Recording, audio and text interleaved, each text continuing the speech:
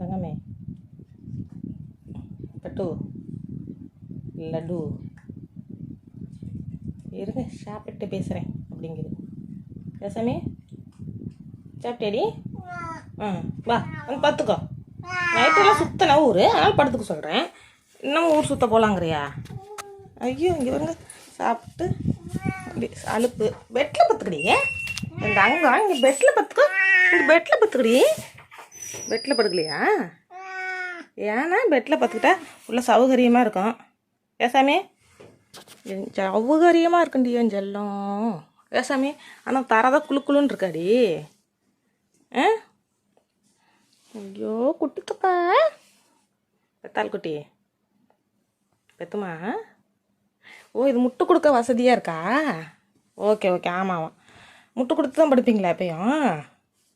பீரோவை கீழே விழுகாமல் பார்த்துக்கிட்டு இப்போ அட்டைப்பட்டி கீழே விழுகாமல் பார்த்துக்கிறேன் சாயாமல்.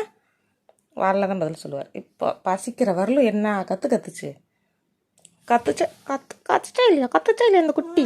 அது கோவம் மட்டும் வரும், உடனே கோவம் வரும். என் அங்கத்தில் இந்த அங்கண்டி நீ என் ஜெல்ல பட்டு அப்படியே சாப்பிட்டோன்னே சொகுசாக தூக்கம் வரும். அப்படியே இப்படி மசாஜ் பண்ணால் அப்படியே கண்ணு சொருகுது. எங்கே இருக்கா வாழாடுது. ஆமாம் தானே? பிள்ளை அப்படி சாப்பிட்டு தூங்கு. வாழ் பாருங்க. இங்கே வரல ஒரு என் செல்லம். ஏசாமி சரி தூங்கு. சரி சரிடி.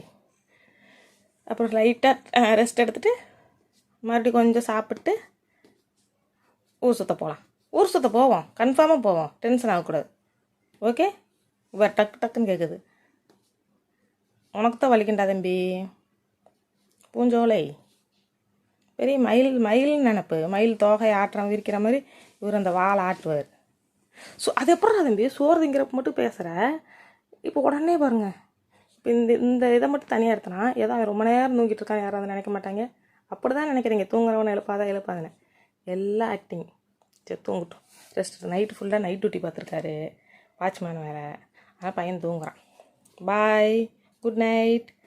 எல்லாம் நைட்டு குட் நைட்னா மயிலோவுக்கு மட்டும் பகலில் குட் நைட்.